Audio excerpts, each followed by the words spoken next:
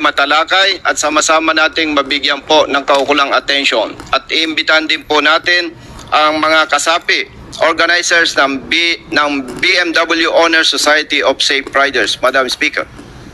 Pag natuloy po ang inyong investigasyon, asahan niyo po na sasamahan ko kayo.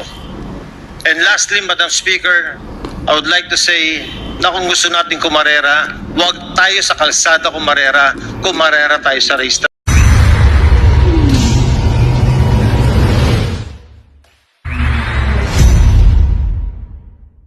Hereby recognized.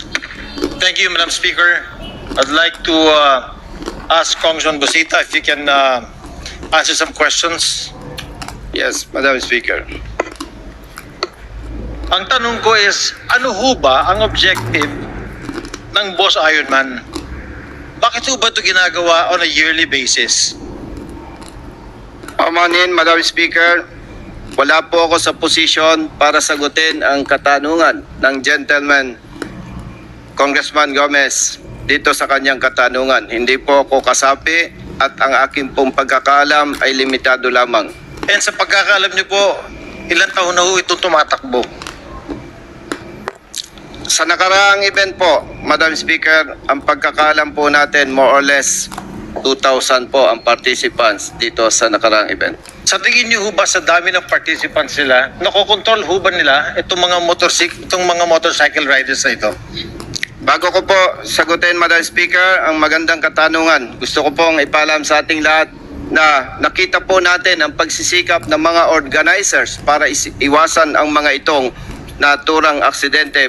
Pero bilang big biker po at kayo din po mga motorista, kahit ano pa po ang guidelines na ating ipatupad, hindi po o wala mang sino man na makakapag-control sa bawat participants dito. Particular sa mga big bikers, alam po nating lahat na ang big bike po ay napakabilis tumakbo, lalong-lalo na sa mga expressway, at hindi po mapigilan ng mga participants na yung kanilang performance sa expressways ay ginagawa din po nila sa mga pampublikong kalsada, particular po sa mga provincial roads, municipal and city roads, Madam Speaker.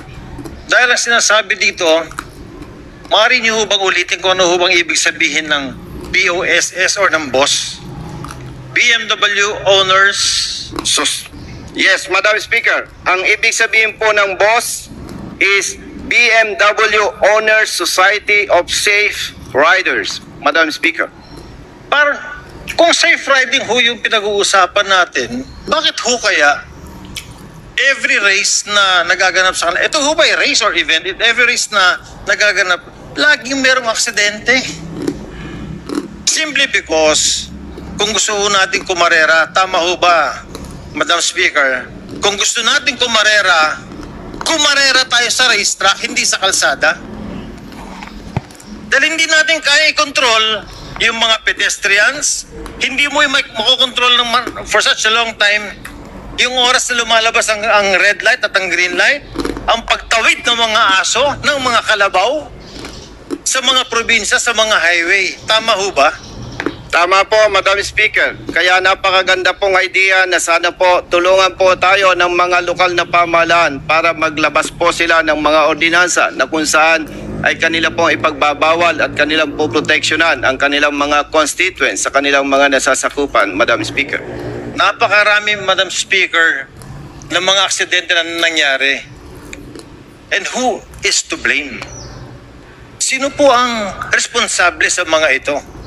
Madam Speaker, salamat po, Ginoong Congressman Gomez, sa inyong katanungan. Ako po ay matagal na rin sa public service. At ang inyo pong katanungan, sino ang dapat sisihin? Yes, nandito na po ito.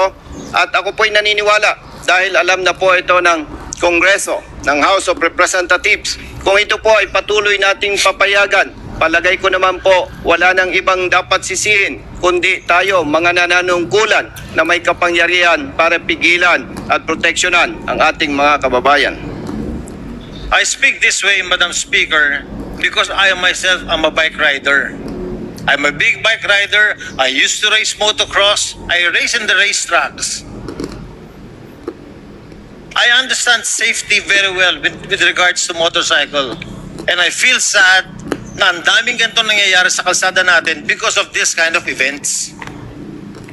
So, Madam Speaker, ang tanong ko lang ho kayo ho ba ay tatawag na investigasyon dahil sa pangyayaring ito?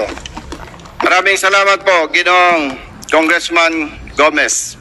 Yes po, tayo po ay hihingi ng tulong sa Kongreso sa pamamagitan po ng mga concerned committee para po ito'y matalakay at sama-sama nating mabigyan po ng kaukulang atensyon. At iimbitahan din po natin ang mga kasapi, organizers ng BMW Honor Society of Safe Riders. Madam Speaker. Pag natuloy po ang inyong investigasyon, asahan niyo po na sasamahan ko kayo. And lastly, Madam Speaker, I would like to say na kung gusto natin kumarera, huwag tayo sa kalsada kumarera tayo sa racetrack. Maraming salamat, Congressman Busita. Maraming salamat, Madam Speaker. Honorable Congressman Gomez, sir. And to my partner, Honorable Congressman Rose Gutierrez and Madam Speaker, at sa ating lahat na mga kasama, salamat po sa oras na pinagkaloob po ninyo sa amin. God bless us all. Majority Leader? Madam